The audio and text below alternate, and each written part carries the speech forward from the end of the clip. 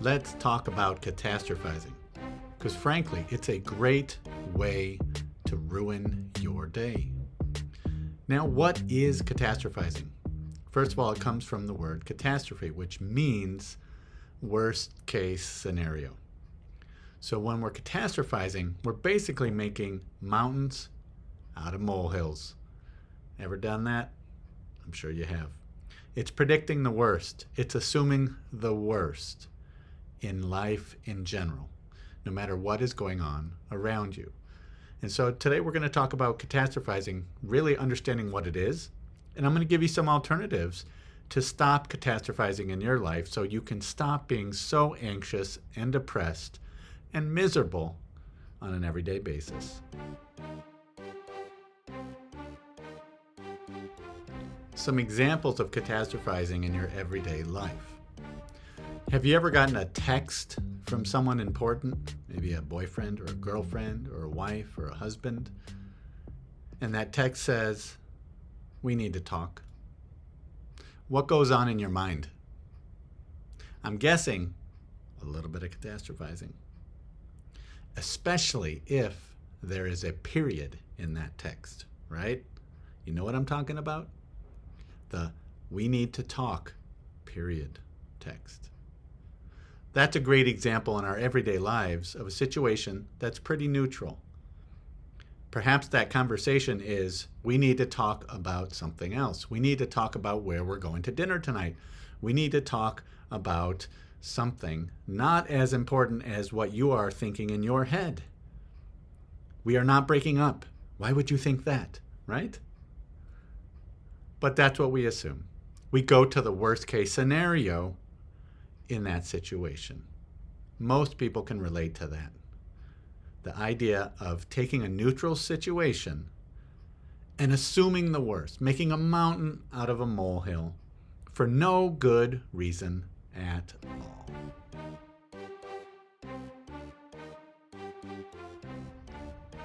To understand catastrophizing, we first have to define it.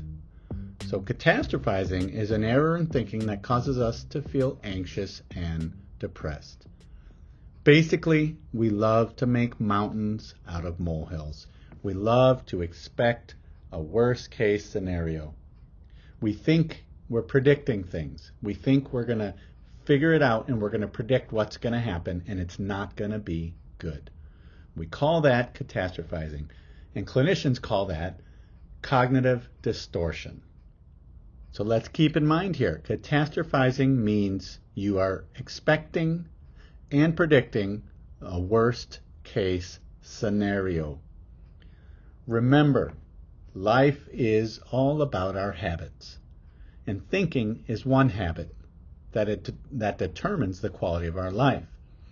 Catastrophizing can become a bad habit, and our bad habits have an impact on our life, whether we want them to or not. So when we get into a habit such as catastrophizing, we get really good at expecting and predicting worst case scenarios in our life.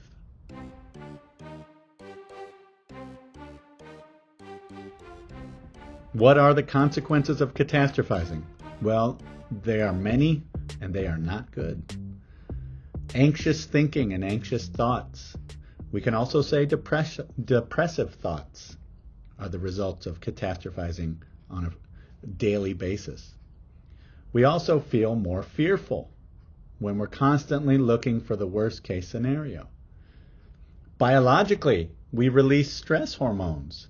We put ourselves in a state of trying to fight for survival, where we release adrenaline and we release large amounts of cortisol, stress hormones that increase heart rate, that increase muscle tension, that basically wear our bodies down.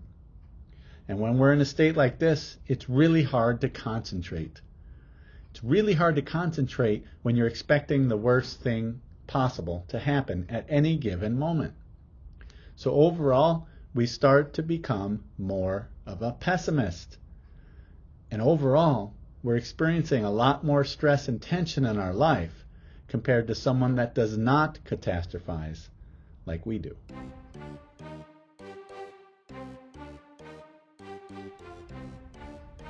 Now, here's a little scenario for you to think about. A lot of times I talk to my clients and they talk about life being either black or white. It's either friend or foe. Things are either good or bad. They're either black or they're white. What I'm trying to teach my clients and what I want to teach you is that life is seldom about the black and the white. Most of life is in the middle. Most of life is in the gray. So when we are catastrophizing, we're choosing white or black. We're choosing the extreme case scenario, which doesn't occur very often. But we're saying to ourselves that the extreme case will happen, guaranteed, and therefore we need to worry about it. What I try to teach my clients and what I'm trying to teach you is statistics show that most of life occurs in the gray area, the middle. It's neither white all the way on the left, and it's neither black all the way on the right.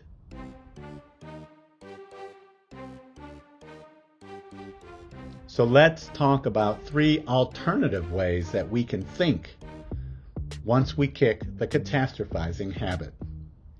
One tool that I love to use is called thinking like a scientist. Scientists operate on data. They don't operate on hunches. They have a hypothesis and they see if the data confirms or disconfirms their hypothesis. So, if you want to feel better, start thinking like a scientist. Ask yourself, where's the proof? Where is the proof that I need to feel miserable right now? Where is the proof that the worst case scenario is going to happen? Where is the proof that my husband is cheating on me? Where is the proof that I'm going to fail this test? Where is the proof that I'm not going to survive this? Where is the data that proves that to me? In most cases, 99% of the cases, there is not going to be data. If there's not data, you will be wrong to draw some conclusions. A second way, a second alternative way to think, is to remember not to generalize from specific scenarios. In other words, if you meet somebody, for instance, from Australia, and you don't get along with them, and they are off-putting, and they seem smug and entitled, right? If you meet someone like that, it's wrong to generalize and assume that all Australians are smug and entitled and off-putting. Of course you would not do that. Well, why are you doing that in this situation? Just because something happened once before, you failed the test before, that doesn't mean you're going to fail the test again. And that doesn't mean you're going to fail everything. It doesn't mean you're going to fail every subject you study in school, in college, in graduate school. Don't generalize from one specific situation. And a final alternative way to think is to remember that the past and the future are separate entities. They are not connected. What's done is done. That's gone. Good or bad, we cannot change the past. The future is not even here yet. We don't know what's going to happen. They are separate entities, and we need to distinguish that in our thinking. Just because something happened in the past doesn't mean it's going to happen in the future. These 3 alternative ways to think are very helpful, and they're very rational, meaning they are based in reality. They will make you feel calm and peaceful and in control of yourself. So there you have it. Now you know what catastrophizing is, and now you know how much damage it's actually doing in your life. It's what we call a cognitive distortion, as we discussed, and it does damage on a daily basis. It is a primary cause of us feeling anxious, of us feeling depressed, and of us being miserable in general and on edge all the time. Catastrophizing does not have a place in a healthy lifestyle. I hope this video is helpful for you. If it is, let me know. Put a comment below and tell me how this has helped you understand what catastrophizing is and why you're not going to engage in it anymore in your life. I'm Dr. Leif Smith. Thank you for joining me.